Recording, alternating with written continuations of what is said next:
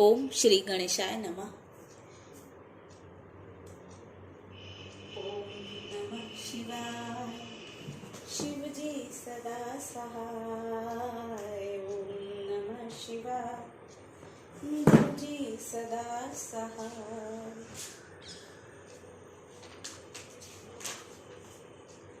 इति श्री शिव महापुराणे द्वितीया रुद्र संहिताया पंचमे युद्धखंडे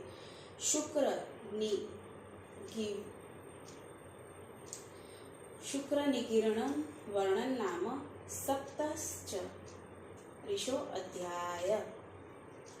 अतः सप्तरिशो अध्याय। व्यासुवाच तस्मिन् हि हति संग्रामे दारुणे लोमहर्षणे शुक्रो दैत्यपति वीर्यवान् भक्षितश्रिता पुरारिणा इति श्रुत समासान्मे तत्पुनर्ब्रूहि विस्तरता।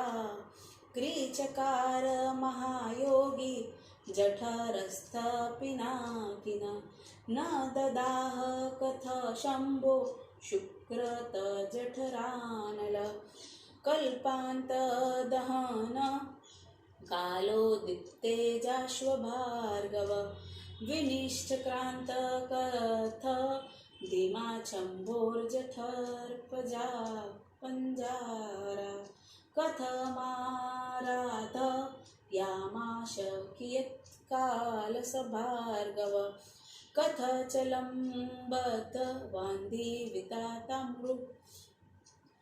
मृत्युशमिनी पराम कासा विद्यपरतात यथा मृत्युहिरिवार्येत लेभेन्दको गाणत कथ सुलाद्विनिगर्त देवदेवेशवे शंभो मूर्णे लीला विहारिणि एतस्तवर्मशेषि महादिवं कृपा कुरु शिव लीलामृततात शृण्वत कथयस्व मे ब्रह्मोवाच इति तस्य वच श्रुत्वा व्यासस्यामित तेजस सनत्कुमार प्रोवाच श्रमोत्वा शिव प्रदाम्बुजम। सनत्कुमार उवाच शृणु व्यास महाबुद्धे शिवलीलामृतपरम् धन्यस्त्व शिवामुख्योऽसपि ममान्धकरस्त्वा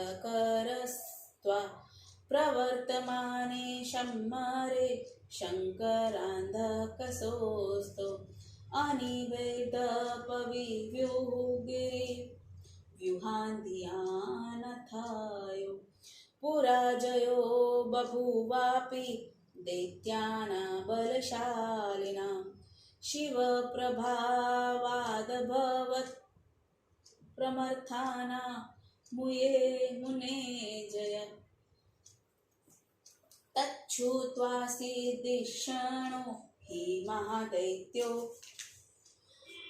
दकासुर कथस्यानं मे जय इति विचारण परं भवत् अपस्त्रूय ततो युद्ध दिन्दक परबुद्धिमान् द्रुतमध्यगमत्तीर एकलशुक्रसनिधिं प्रणम्य स्वसूरकाव्यं वरुद्धरथाचस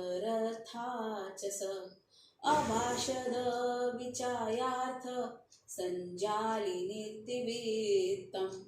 अन्धक उवाच भगवन्तस्वामुपाश्रित्य गुरो भार्गवं वहामहे पराजिता भवामो नु सर्वदा जयशालिना त्वत्र प्रभावात् सदा देवान् समस्तान् नुगान् वयं मन्यामहे हरोपेन्द्र मुखानपि हि क्रतूणान् अमस्तो बिभ्यति सुरा सदा भवदनुग्रहात्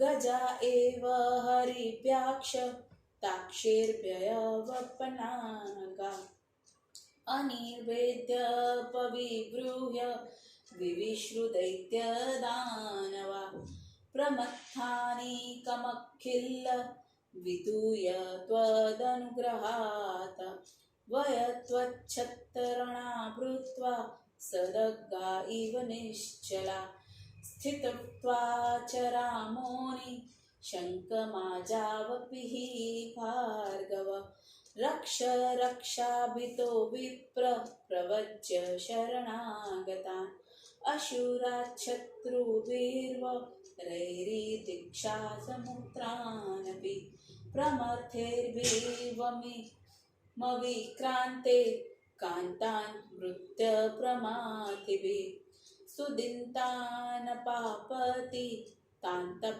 पश्य हुण्डा दिन्मद्रणाव्यराम् यय पीत्वा कणद्रुम द्विसहस्रशरदा पुरा त्वया प्राप्ता वरा विद्या तस्या कालोऽयमागत अद्य विद्याफलतत्ते सर्वे पश्यन्तु भार्गव प्रमन्थ असुरान् सवार्न कृपया जीवीक्षत।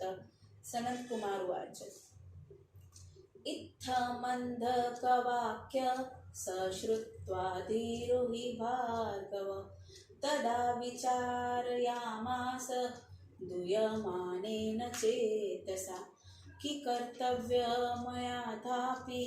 क्षेममे स्यात् कर्तव्यति सनिपात विधिर्जीव सर्वथानोचितो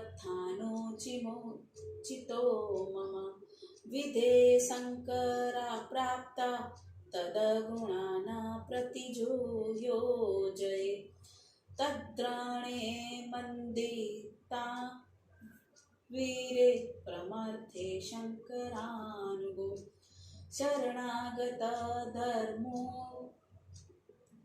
प्रव सर्वतोरदा विचार्य शुक्रेण धिया तदानी सविकृता तदा किश्चिस्मित तदा कृत्वा सूयप्रविधानवादपम् भार्गव शिवापादजय समुद्रावास्वस्थने चेतसा शुक्र उवाच यत्त्वया भाषित तात तत्सर्वतथ्यमेव हि एतद्वितोपार्जन हि दानवार्थ कृतमया दुःसह कणधूम वेपित्वादवर्षस्क्रं विधेयमीश्वरा प्राप्ता बन्धुना सुखदा सदा प्रमथैर्मथिता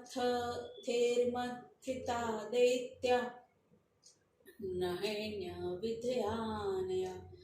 उत्थापशीये मलान्नानि शयनानि जलमुद्गता निर्वाणी न रुज स्वस्थन्न सुप्तवे च पुनरुत्थान मुहूर्तेऽस्मिन् द्रष्टा दैत्या सतानुथ ताजिन्नाज सनत कुमार उवाच इत्युक्त्वा शोनदङ्क शुक्रो विद्यामावर्त प्रवति एकैकदैत्रमुद्दिश्य समुद्रा विद्येशमादरात् विद्यावर्तन्नामेत्रेण ते सर्वे दैत्यदानव उतस्थूयुर्गप द्विरा सुप्ता इव द्रुता यथा सदाभ्यास्ता यथा देवा यथा वेदा समरे वा यथाम्बुदा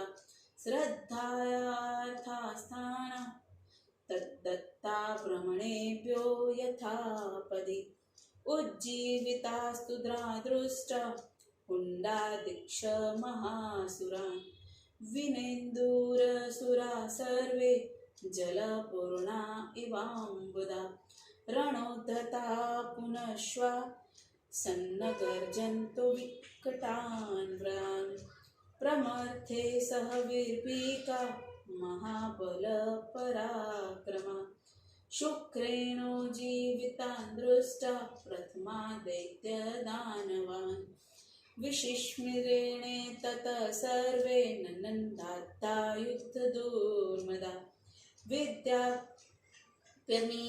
कर्मे त्वदेवेश शङ्करेऽखिलम् विचार्य बुद्धिमन्तस्य हेवतयोन्नभूवन् आश्चर्यरूपे प्रमथेश्वराणातमस्ति स्थावतति युद्धयज्ञे अमश्रितो भार्गवकर्म दृष्टा शिलादपुत्रो अभङ्गयं महं हेशं जेति चोक्त्वा जयो निमुग्रवमुवाच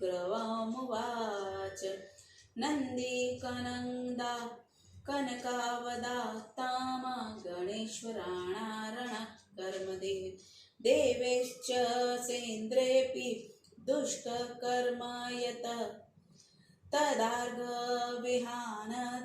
कृतवृत्तान् सञ्जीवितास्मान्ति मृतानि विपक्षान् आवत्यरविधा मृत्युजीवदात्री मे केकमुद्दिश्य सहे लक्ष्मीश त्रुहुण्डादिक कुम्भजम्ब कपाकदिमजाशुरेन्द्र यमालयाद्वत्य पुनः निर्वृता वित्रा वयन्त प्रमथा शर्वरन्ति यदि हाशो दैत्यवरान् स्थानस्य जीवयेदत्र पुनः पुनः स्थान जय कुतो नो भवता महेश गणेश्वराण कुत एव शान्ति। सनत कुमार उवाच इत्येव मुक्ति प्रमथेश्वरेण स नन्दिना वे प्रमथेश्वरेश उवाच देवे प्रहस्तन्दानि तनन्दिनी सर्वगणेशराज शिव उवाच नन्दी प्रयाहि स तत्त्रितो तन्ति मात्र द्विजेन्द्रवर्य दितिनन्दना नाम मध्यात सदुधृत्य तथानयाशुषेनु यथा लावकमण्डजातं। सनत कुमार उवाच स एव मुक्तो वृषभवध्यजेन ननाद नन्दी वृषिहनाद जगामतुर्ण च विगाय सेना यत्रा भवार्दग ववर्षदित्प तरक्ष्यमाणा द्विदिचे समस्ते पाशासि वृपक्षोपल शैलहस्ते विक्षोभ्य दैत्यन वलज्जाहरा काव्यसनन्दिशरभो यथेभम सस्तांबर विच्युतभूषण च विमुक्तकेश बलिन गृहीतं विमोचयिष्यन्त इवानुजग्यमु सुरार्य सिंहर्वाश्यत्यजन्त दम्भोलिशूलाशी परश्वाधान मुण्डी बुदुञ्चण्डे क्रपोपल कम्पनानाम नन्दीश्वरसयोपरि दानवेन्द्रावर्ष ववशुजर्दलदा इवोग्रम तभार्गव प्राप्य गणातिराजो मुखागिन्ना शस्त्रशतानि तद्गवजा आयात्प्रदेन शूरदेव युद्धे भवस्य पार्श्वे व्यथिता रक्षापक्ष अयस शुक्रो भगवन्तीर निवेदयामाश भवाय शीघ्रम् जग्राह शुक्र स च देवदेवो यथोपहार शुचिना प्रदत्तं न किन्दुत्वा सहीः भूतो गोप्ता चित्क्षेप वक्रफलवक्तवेन्द्रं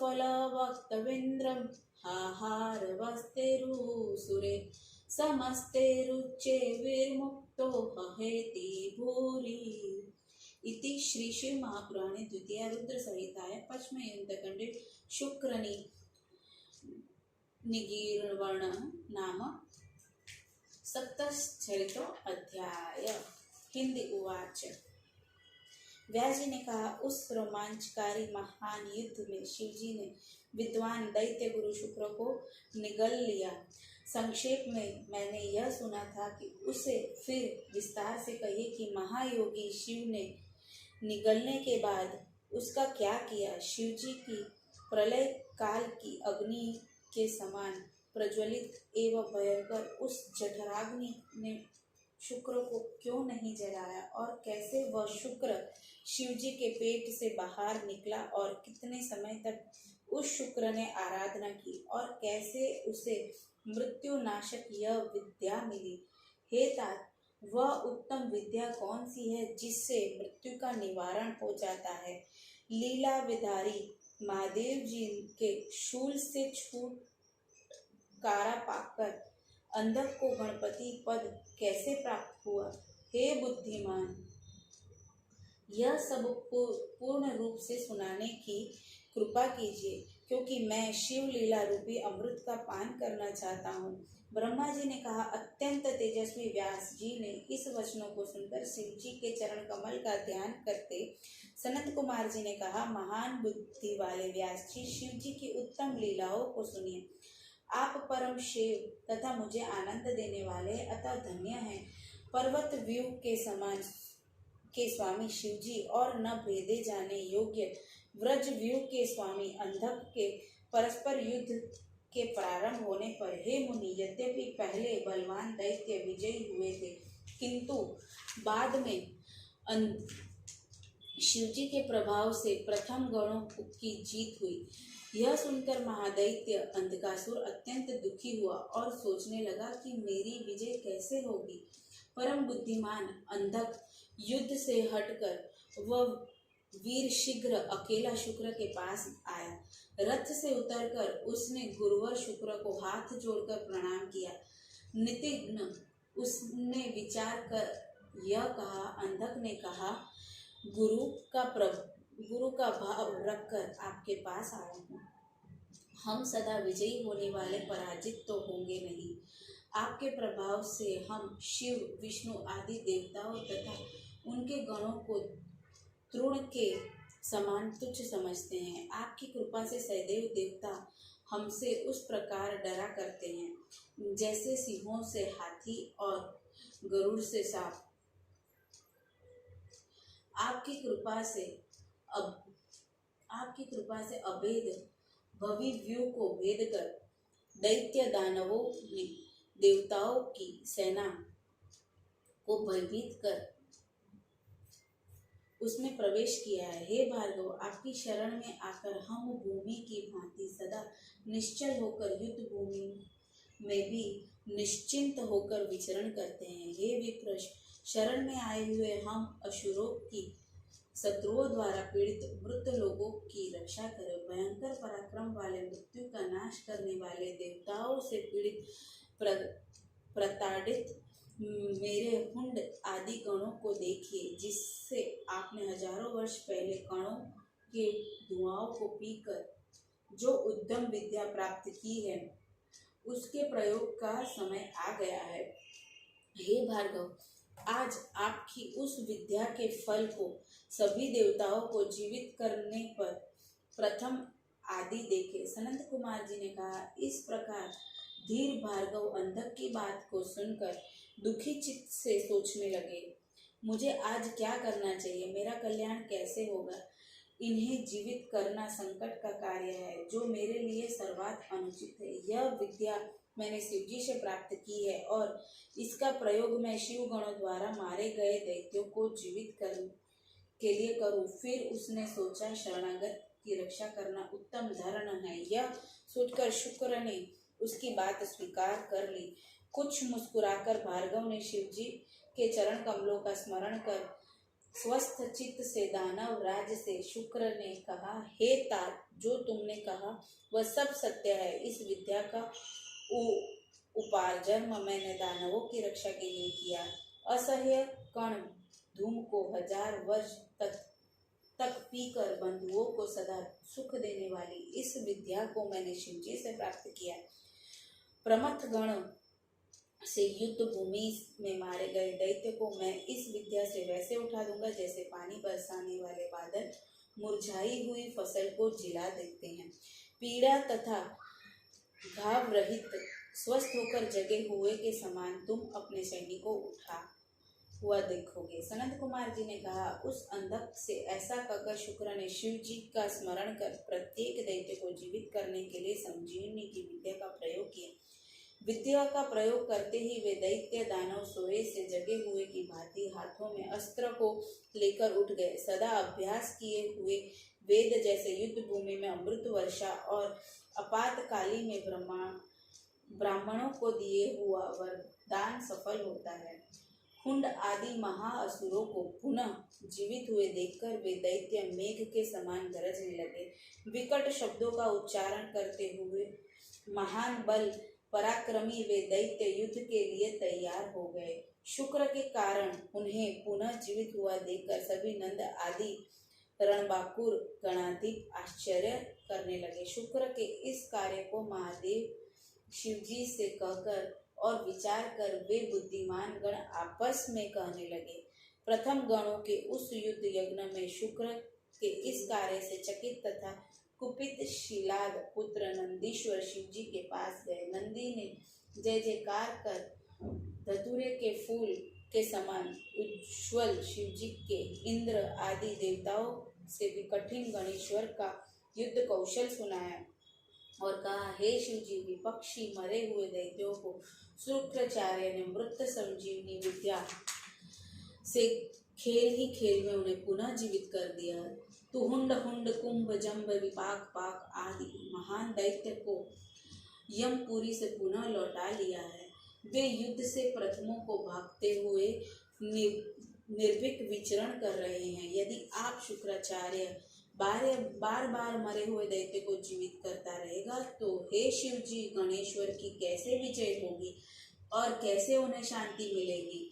सनत कुमार जी ने कहा, प्रमथपति नंदी के ऐसा कहने पर प्रमथों के स्वामी शिवजी ने सभी गणों के राजा नंदी से हंसकर कहा। शिवजी ने कहा, हे नंदी, तुम शीघ्र यहाँ से जाकर दैत्य गुरु शुक्र को दैत्यों के बीच में से पकड़कर इस प्रकार ले आओ जैसे बाज पक्षी को पकड़कर लाता है। सनत कुमार जी ने कहा। शिवजी के ऐसा कहने पर वह नंदी सांड की भांति गरजने लगा। शीघ्र जाकर सेना को चीर कर वहां पहुंचा जहाँ शुक्राचार्य थे। सभी दैत्य हाथों में पाश खंड वृक्ष पत्थर पहाड़ लेकर उनकी रक्षा में खड़े थे। ऐसे उन दैत्यों को हटाकर नंदी ने शुक्र का उस प्रकार अपहरण किया जैसे शरभ हाथी का अपहरण करता है। ढीले वस्त्र वाले भूषण रहित बिखरे हुए बालों वाले बलवान द्वारा पकड़े गए उस शुक्र को छुड़ाने के लिए सिंहनाद करते हुए दैत्य उनके पीछे रहे। दैत्यों ने नंदीश्वर के ऊपर वज्र शूल तलवार फरसा तेज चक्र पत्थर आदि की बादलों के समान भयंकर वर्षा की। उस शुक्र को पाकर गणाधिराज नंदीश्वर ने अपने मुख से निकाली हुई आग से सैकड़ों को जलाकर बड़े हुए देव दानव युद्ध में शत्रु पक्ष को पीड़ित कर वह शिवजी के पास आया। उसने निवेदन किया, भगवान यह शुक्र है। महादेव जी ने उस शुक्र को ऐसे ग्रहण किया जैसे किसी पवित्र व्यक्ति द्वारा दिया गया उपहार हो। प्राणियों के रक्षक शिवजी ने उस शुक्र को फल के समान मुख में डाल दिया। तब असुर समूह के महान हाहाकार किया। इस प्रकार परमाश्वर संवलित शिव महापुराण के अंधक युद्ध के शुक्र को निगल जाने के वर्णन से युक्त 47वां अध्याय समाप्त। गुरु महाराज से आज्ञा लेते हुए ओम नमः शिवाय। शिव जी सदा सहाय। ओम नमः शिवाय। गुरु जी सदा सहाय।